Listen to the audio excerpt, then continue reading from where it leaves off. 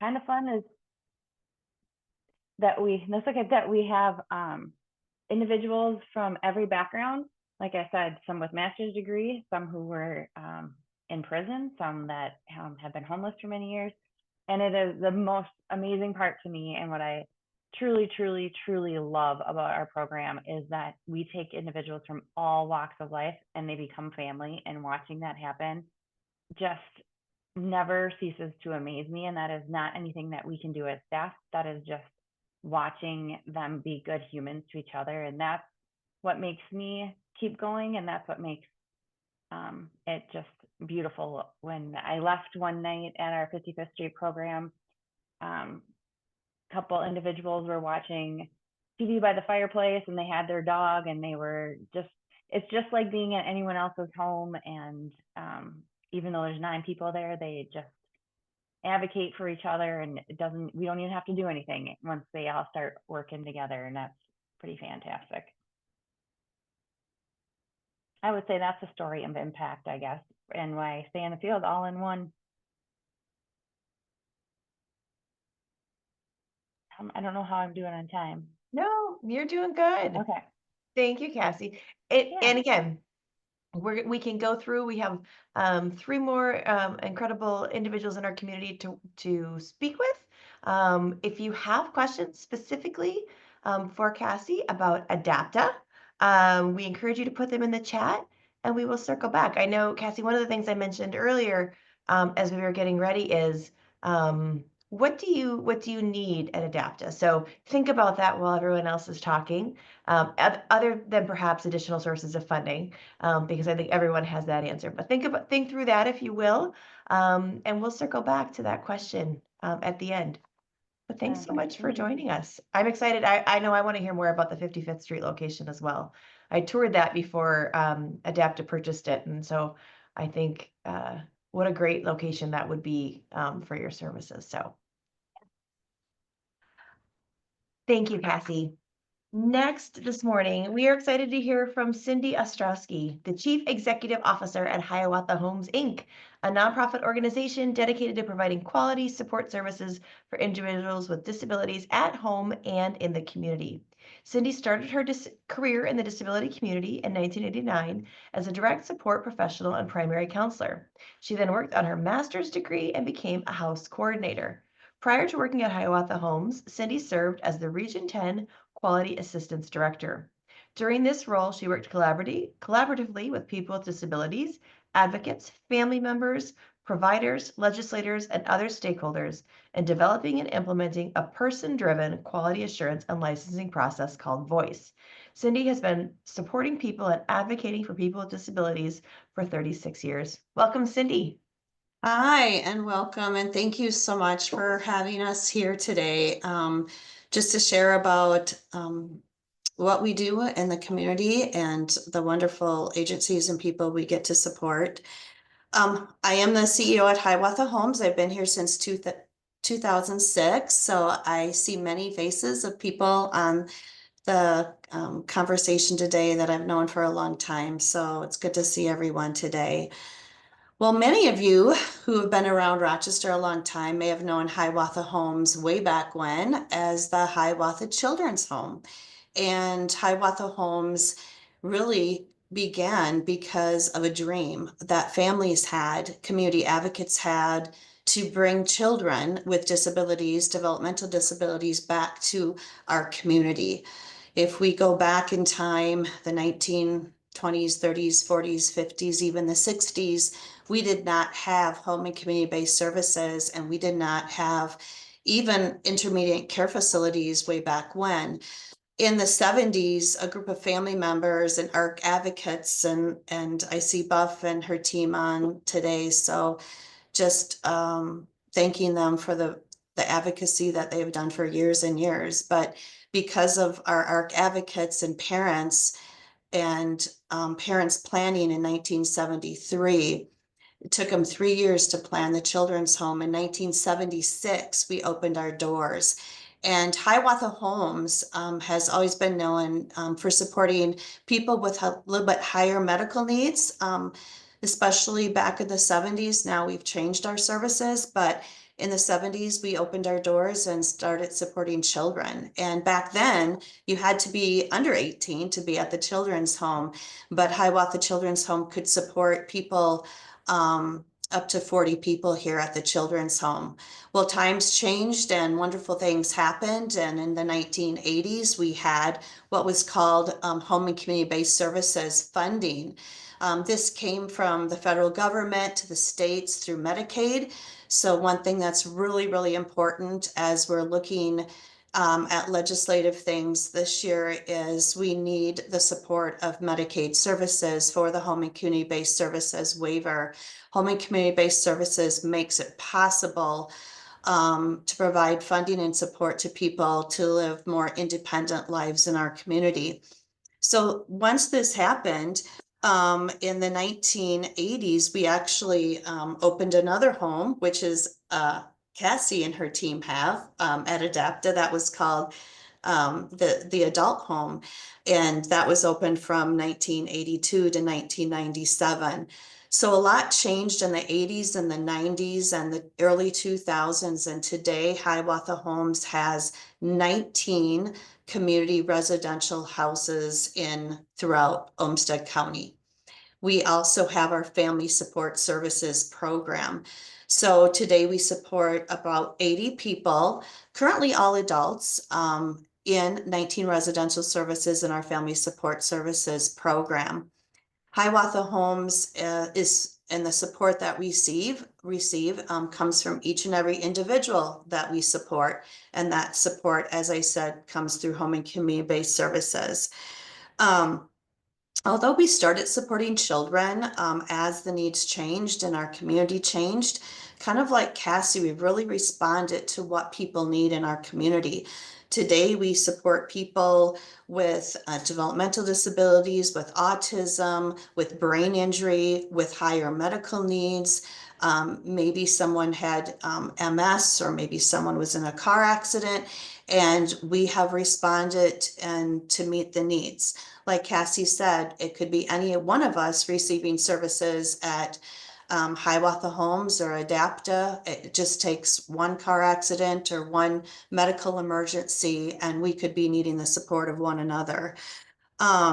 We also support people with mental health needs and emotional support needs, but that's typically secondary to medical support needs or developmental disability needs. We are really focused on wanting people that we support to be living a fulfilling life of their choice in a community that values and includes them. And I think that's the biggest thing that I would like to say is that all the people we support are always people first. And just like all of us having hopes and dreams for our life, and all of us wanting to be in the community and valued, this is the same for the people we support. It's very important for people to have their voices heard and for all of us to be listening to them each and every day. We've done various different strategic planning activities and focus groups, and I always walk away learning the most from the people we support, our family members and DSPs, and how we need to be listening and how they want to be included in the community. And we have several people that want to be out there telling the story of their lives or of Hiawatha Homes and why their staff is so important to them. And we live off of very important values of respect and building relationships, giving choice, advocacy, and innovation. And I will say that advocacy is very, very important right now as we're facing our legislative session, and also things happening at the federal and state level. So I think what is important is just people to be continually advocating for people we support. One of the things we got asked was, what kind of stories might you want to share? And there was a person that shared this story, and it was highlighted in one of our newsletters. So there was a person that had been supported in a different county by a different provider, and they had a medical mental health emergency, and they ended up in a hospital for over 4 months. And because of the waiting list, because of the staffing crisis, because of many factors, they just didn't have a place to live. And we were contacted, and that person has been with us for over 3 years now. And they would share with you that it's not always an easy road, as Cassie said. Everyone has life things happening, ourselves, the people we support. And recently they had another hospitalization. It was questionable whether or not they might be able to come back to be with us at Hiawatha Homes, but we all just put our thinking caps on. We were all creative and just thinking about how we could continue to support this person. And we came up with, we had an opening at a different home, a different setting, different roommates, more space for them to be themselves and express themselves, and just our whole team just kind of rallied around this person to make them really feel part of, again, their community, and with dignity and respect, supporting them to move to a new home. And I just got a thank you note from their parent this morning. So it was really pressing, I guess, on my mind and heart, that you don't always realize, the impact you have, until maybe a family member shares a thank you, or the individual shares a thank you. But we do this each and every day, and don't expect the thank yous. It's just what we do for one another. We're people first, and we need to be taking care of one another. So I guess I've been in the field 36 years because I have a passion for serving people and supporting people, and advocating for people. So we just need to take care of one another, and that's what we do. Thank you, Cindy. I love that story. And you're right. I don't think anybody goes into a situation expecting a thank you. But I think what's important about that is just being able to see the impact. That's not so much about the thank you, it's just the being able to know the impact that your work is having. Some days it's blood, some days it's sweat, some days it's tears, some days it's all three, I think, when you work in the nonprofit field. And just to know, again, that you're making that difference. So thank you. Again, if you have questions for Cindy, or would like to know more about Hiawatha Homes, please put them in the chat, and the websites for both Adapta and Hiawatha are in the chat as well. Next, we welcome Elizabeth Welby, the Executive Director of RT Autism Awareness Foundation, bringing a wealth of experience and a deep commitment to advancing the foundation's mission of promoting autism awareness, acceptance, and support for individuals and families impacted by autism. With a strong background in community outreach, advocacy, and supporting individuals and corporations serving individuals with disabilities, Elizabeth's passion is for empowering individuals with autism and their families. As Executive Director, Elizabeth is dedicated to fostering collaboration, expanding initiatives that benefit individuals and their families, and advocating for systemic change to ensure that people with autism have the opportunity to thrive. In her free time, Elizabeth loves spending time with her husband and their daughters, and loves being part of her church, and which is a big part of their life. She is also the crafter at A Well-Purposed Woman, and enjoys being outdoors, maybe or maybe not today, we'll see, walking and running with her daughters. Welcome, Elizabeth. Thank you. And thank you for having me as well. And I was excited to follow Cindy because I'm kind of the opposite end as she is. I'm a new executive director in Rochester. So this is a new position for me. I have experience in social services, and I've done advocacy with individuals with disabilities for the past 20 years, but being an executive director is new. So I'm learning a lot as I am going. And it was good to hear that history, Cindy, and just I love your passion, even after 36 years, just sharing that. But so I came to this position personally. My daughter was diagnosed in autism in 2022. And that was after we also received a rare genetic condition diagnosis. So I'm kind of living the experience now, which is a whole new thing for me and my husband. But I guess but we do everything together. We're a partnership, so that's why I say we. But I saw the position, was just drawn to it for obvious reasons, just because it's directly impacting my life and our lives. But also I liked the mission. It was started, I think you all probably know maybe Brad Trahan more than even I do, because I'm newer to the area. But his son was diagnosed with autism. So it was kind of started by families that are impacted by autism, and it continues to be that today.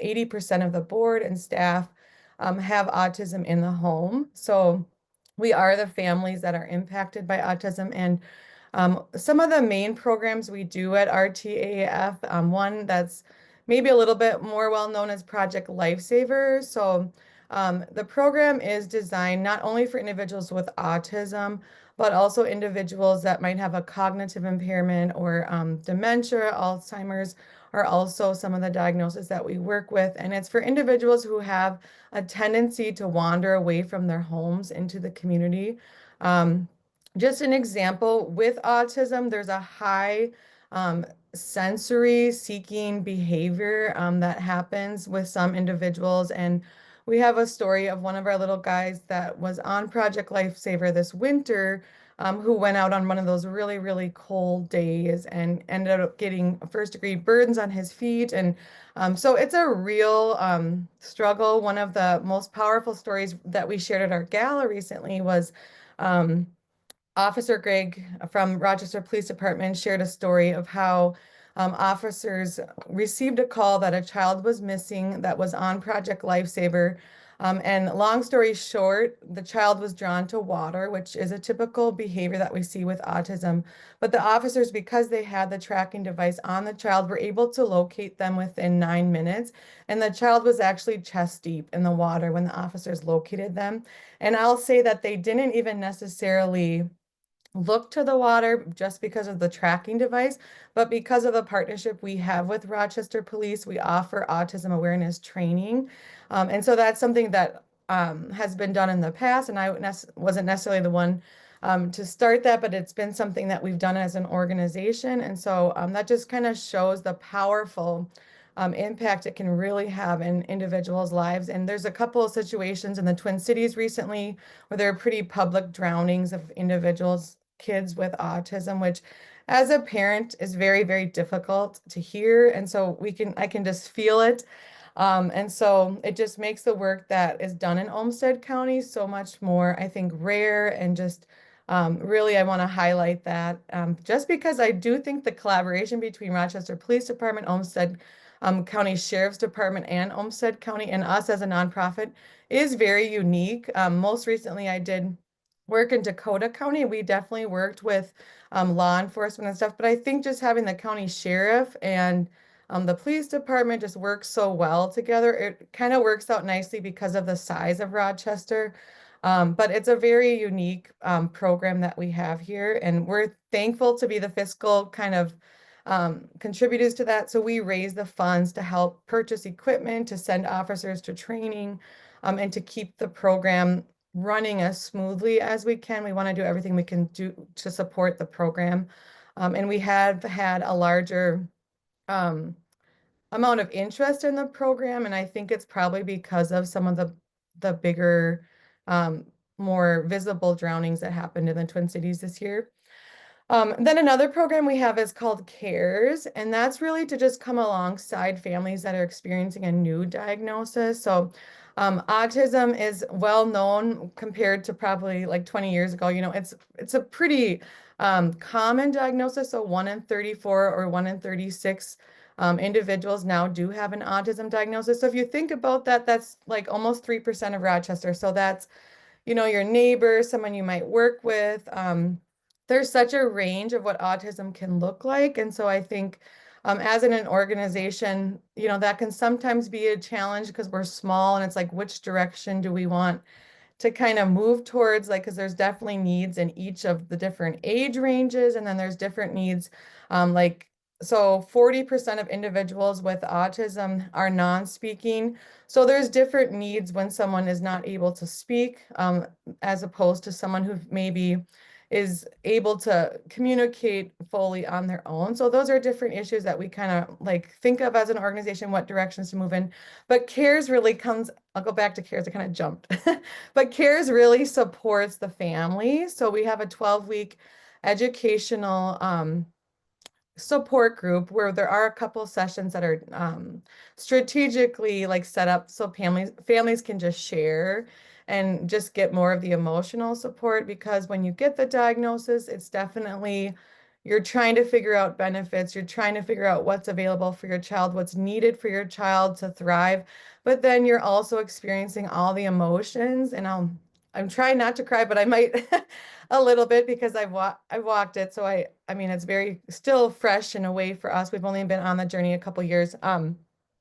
But it changes your life. So there's the emotional aspect to it as well. So we really want, I think the biggest thing is we don't want anyone, individual or family, to feel alone. We want them to feel that community right away and the support right away so that we can connect them to the services that already exist in Rochester. And then maybe we can also be listening for what doesn't exist here and what we can continue to work towards creating in Rochester. Then one other thing I'll just quickly mention, because I don't want to talk too long here, but we do have like a adult coffee connection, which is kind of newer in the last 2 years. We've had that, but that's an opportunity for adults who are neurodivergent or non, and they just want to be a part of it, to socialize and kind of work on just building friendships with others.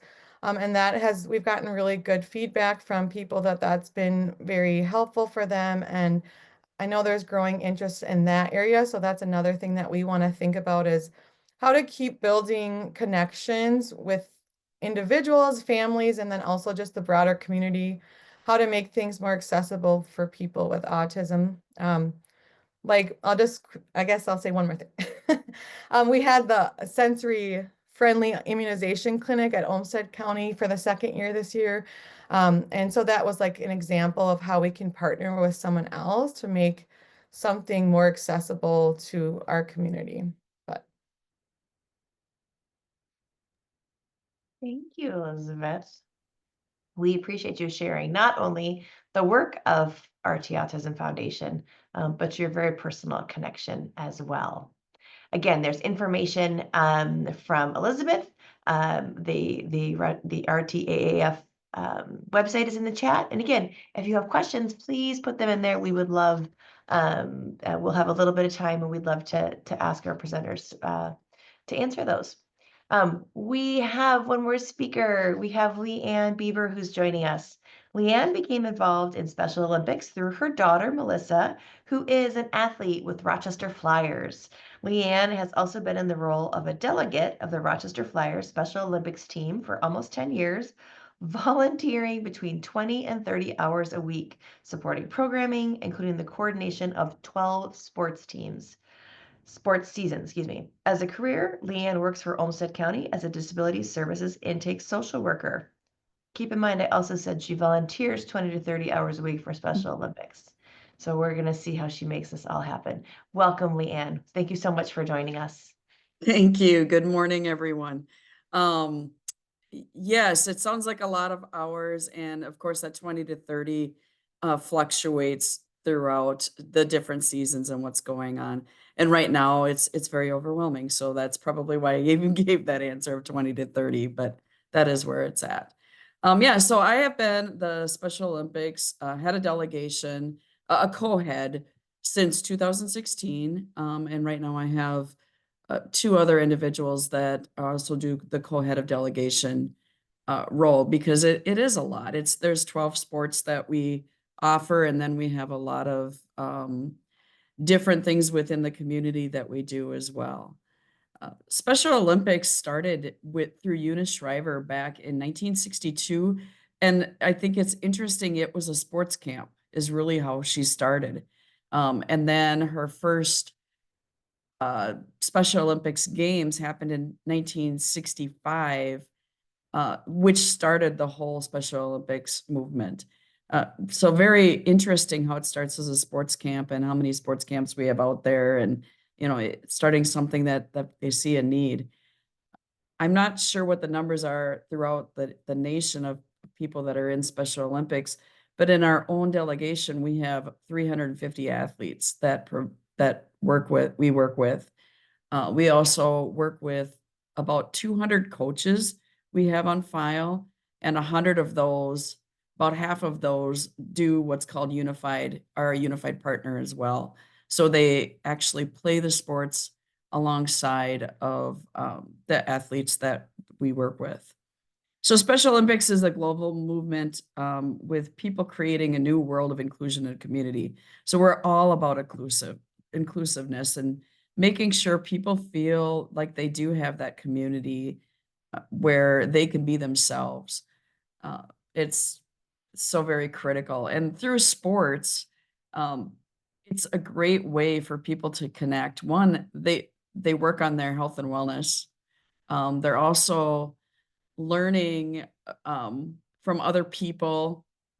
They're making friends and meeting people along the way as well.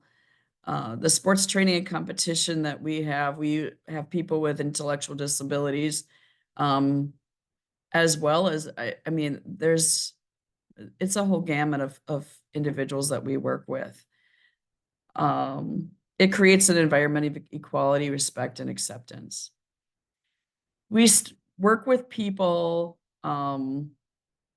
kids age 7 all the way to 100 if they want, as long as people want to be involved, they can be involved. I know currently we've got some 60-year-olds on our basketball team. We had an 85-year-old woman that was swimming up until a couple of years ago. I don't think she is anymore, but many. So it's nice to see the whole gamut from age 7 to whenever. Let's see, what else was I gonna, there is a youth athletes program, ages 3 to 6. I don't think we have one in Rochester right now. COVID kind of stopped all of that, unfortunately, but there are some throughout the state of Minnesota. So there are connections there if somebody has kids age 3 to 6 that are interested in getting involved. We in Rochester are really working on our youth program. We've seen a lot of individuals with autism come on board. We've got a program that's 7 through 14 to 16, depending on where people's skills are, and working very, very hard to get the word out. That's the one challenge that I have seen within Special Olympics, is just getting people on board to know what Special Olympics is and who can be involved. So that's been a big thing. It's interesting, the panel we have here, because Cindy and Cassie and I have all known each other for many years. Elizabeth, I haven't got a chance to know you yet, but we all work together. We all touch in the same realm. So it's kind of interesting how things come together. And then with my county experience, that also touches there. So I mentioned we do have 12 sports. We have 4 seasons, basically, is the way I look at it. I'm going to quickly just mention these. It's poly hockey, powerlifting, snowshoeing, basketball, swimming, track and field, bocce, golf, softball, flag football, bowling, and our most recent one is cornhole. So we will have a traditional cornhole season this year. Last year we had done a few invitationals and people really loved it. And then I mentioned the youth sports. So we had a youth hockey skills program in January. We will be starting a basketball program March 18th. And there's still room in there for that one, for our youth sports.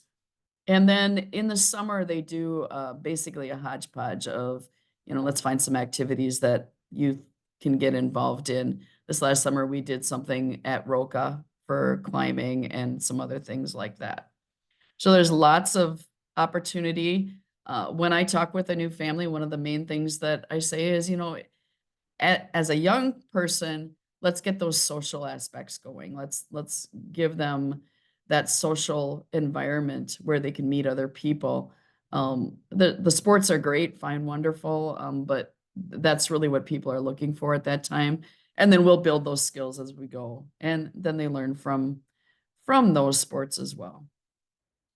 We also have some health and wellness programs that we work with.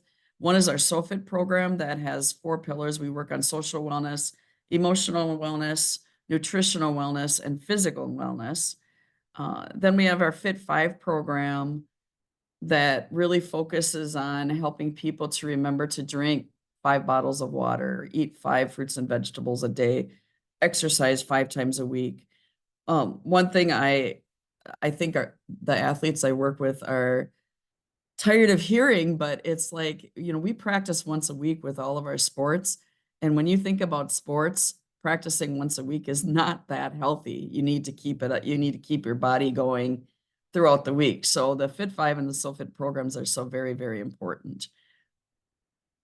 We also have healthy athletes programs that we've done a couple on the local level, but mainly the state level does them. And they bring in volunteers, volunteer doctors, dentists, vision specialists, all come in, and they've got a Fit Feet program, for instance, and within that Fit Feet program, they've given shoes to people, to individuals, or they'll give orthotics or, whatever somebody might need.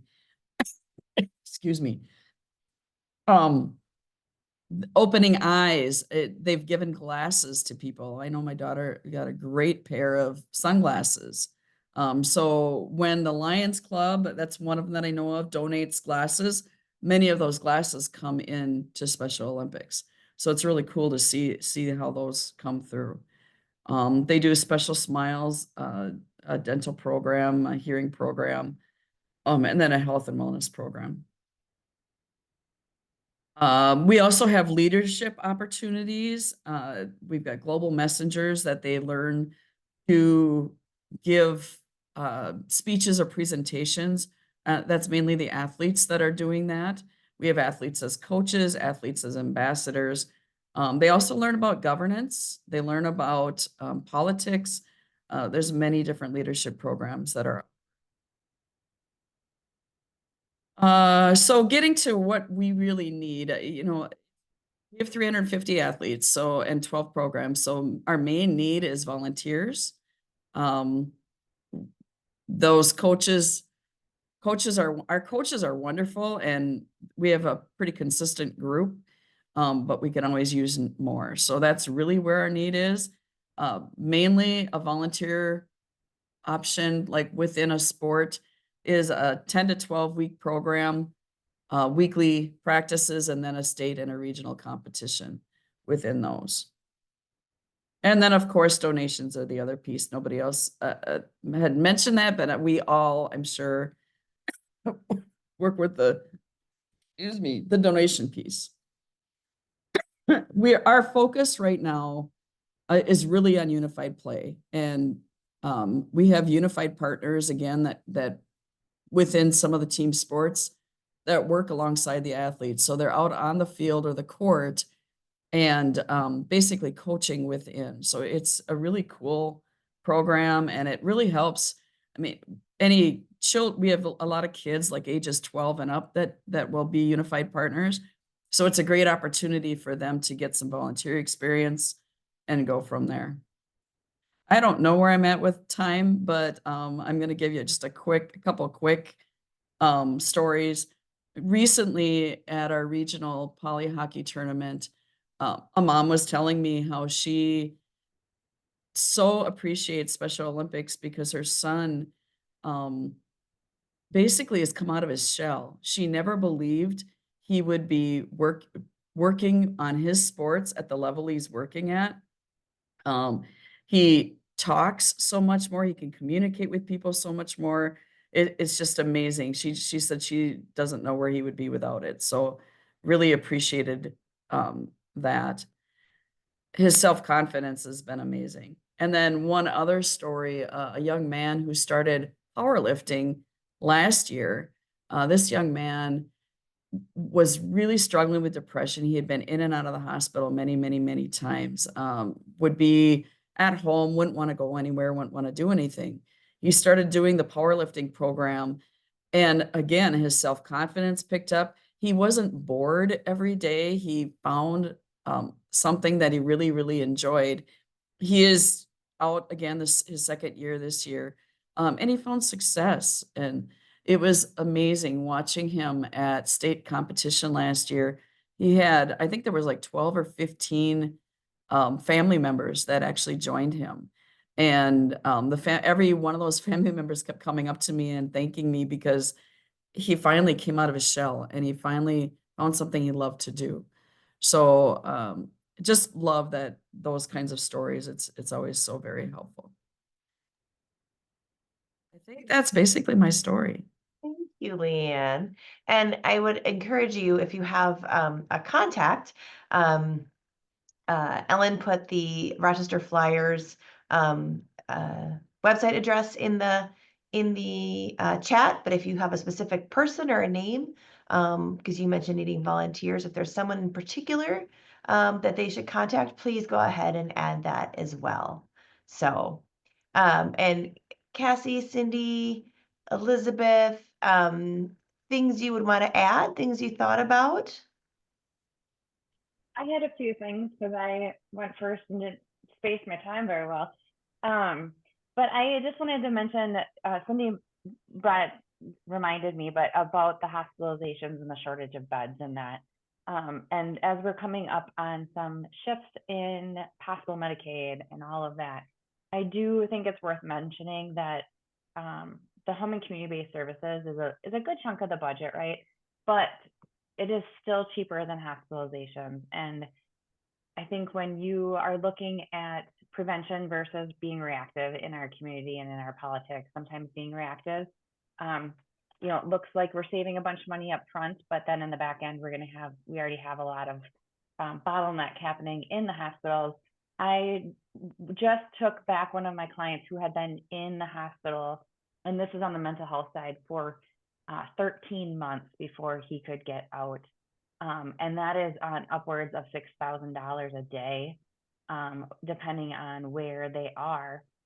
So if we're looking at cutting programs and cutting programs and funding and some of that, it's just going to shift. And we already have this bottleneck of people sitting in hospitals that don't need to be there. We got him home and got him back after 13 months of getting, and now he can, work towards getting a job again. He can be a productive member of, the community instead of sitting in a locked hospital bed. So I did think that was worth mentioning, that oftentimes doing the right thing is the right thing financially also. And I think that's an important thing to keep bringing forward, that kind of like dental care, we have a lot of trouble accessing dental care, but having a cavity turn into an abscess because funding won't cover a cavity is now paying for a hospital visit and IV antibiotics for somebody, which at a much higher cost. So I just wanted to mention that.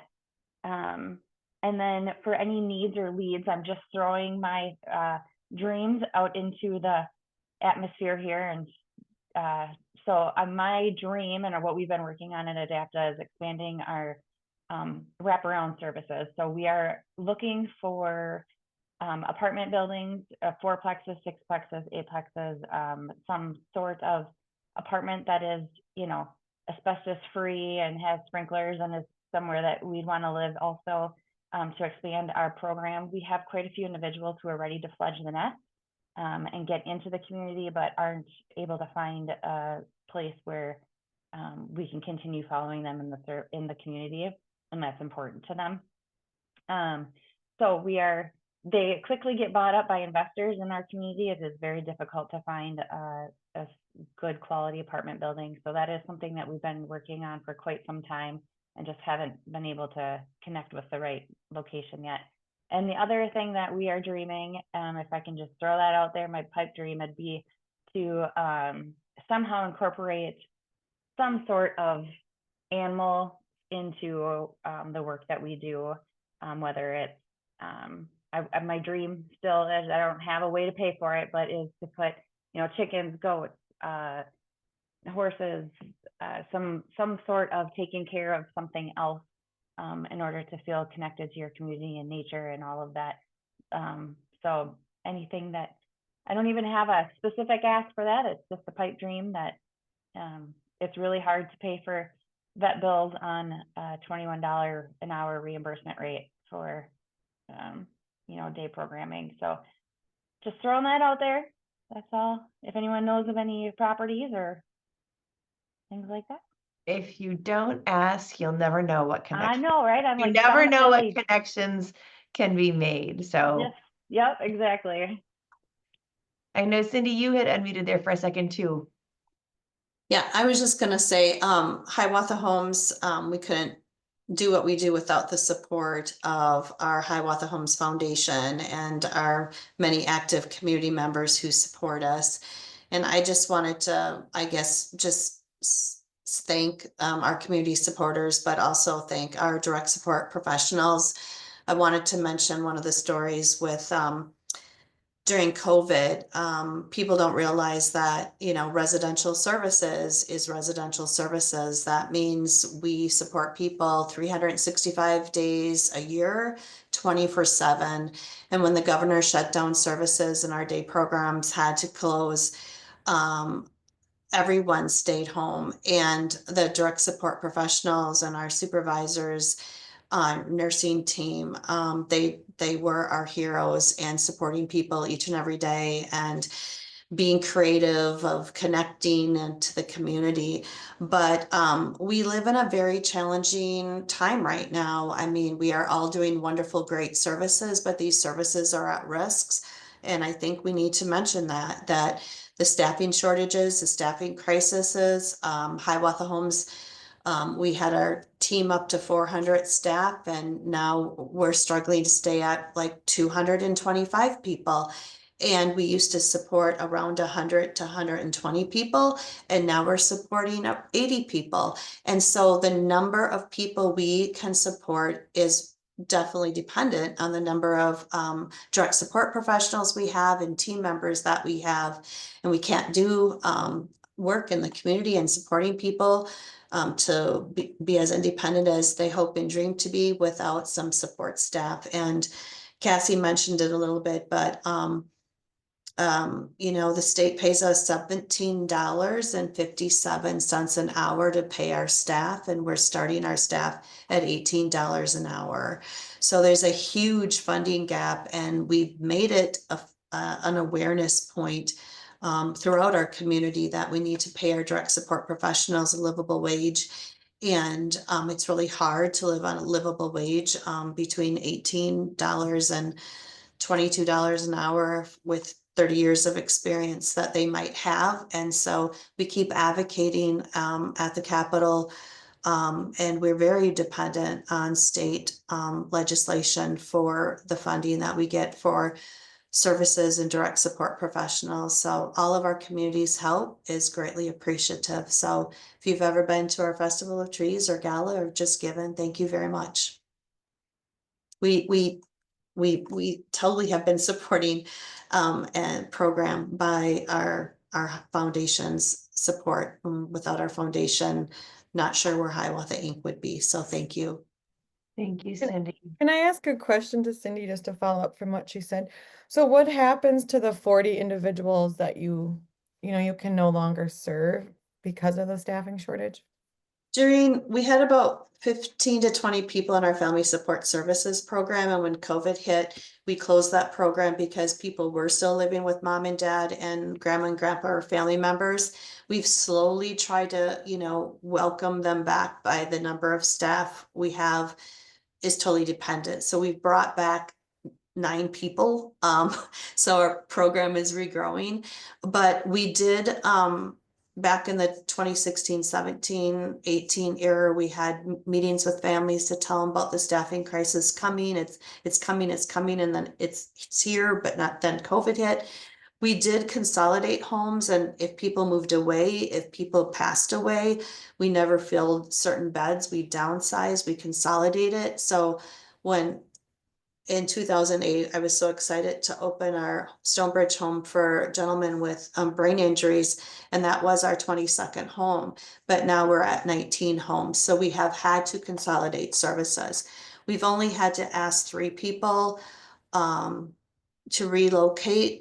We were one of the only agencies in town that supported individuals with disabilities with ventilators and trachs with our nursing team, but we could not recruit enough nurses. And we did have to ask 3 people, work with them to find new services. And that was back in 2018, 2019. But those 3 people did have to find new services elsewhere. So those 3 people, we had to help get new services. And then we've just consolidated as if people moved or with their family or if they passed away. So sadly, we have a really large waiting list. It's over 40 people looking for residential services on our waiting list or family support services. And we've downsized that list. And thankfully, you others in our community have been supporting them as well. But they wait for services. And the sad thing is we have many aging parents. We're all aging. I'm aging. We have aging family members, and they have their loved ones on waiting list. And there's not the services they need, whether that's living in an apartment and getting services from someone because there's not an accessible an apartment or staff, or whether that's choosing residential services and having to wait because we just don't have staff. We just don't have staff to have full capacity. We're renting one of our houses out into the community right now. We're holding on to it in hopes of opening it again, but we just don't have the staff. Thank you, Cindy. Yeah. There are so many pieces and so many layers to the puzzle that each of you deal with on a daily basis in terms of funding, volunteers, staffing, reimbursements, regulations, all of the things. It is incredibly complex, and we thank you for your continued navigation of that work.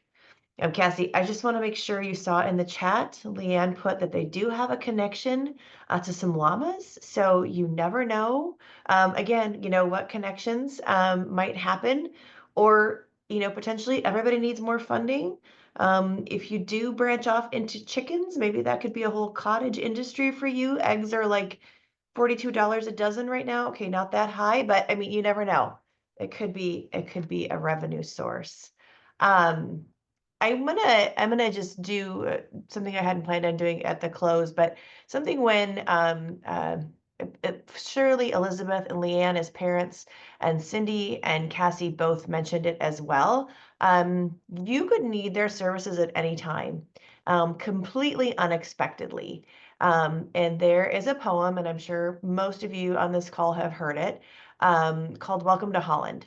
And it is about having disability come into your life in an unexpected way, in an unexpected time. And I'm going to read it really quick.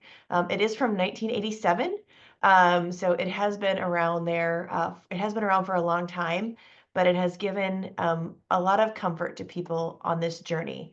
Again, this is written from a parent's perspective about a baby, but I think you can also very much appreciate it as someone with a newly acquired disability as well, accident, injury, brain injury, things like that. Welcome to Holland. When you're about to have a baby, it's like planning a fabulous vacation trip to Italy. You buy a bunch of guidebooks, you make your wonderful plans. You're going to see the Colosseum, the Michelangelo David, the gondolas.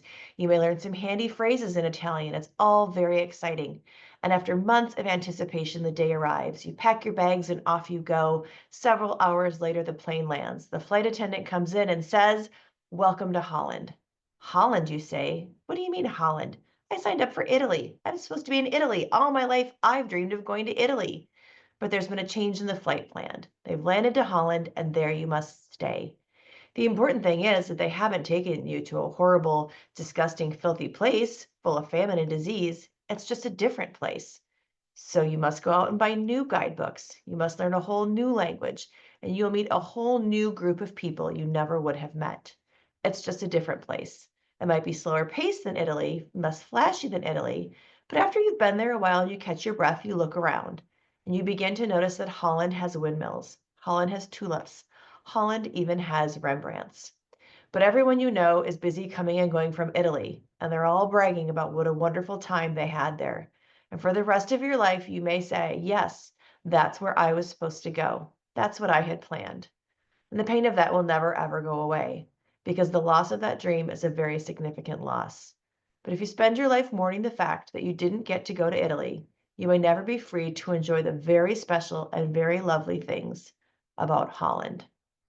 And again, I've known about that poem for many, many years. And I just think, again, with the work that each of these organizations does, so much of it is very personal, and it is about meeting that person on their journey, and helping them realize the beauty of Holland. And I want to thank you again, Leanne and Elizabeth and Cindy and Cassie, not you only just as leaders, but the work that each of your organizations does to support people physically, spiritually, mentally on their journey and help them enjoy the beauty of Holland.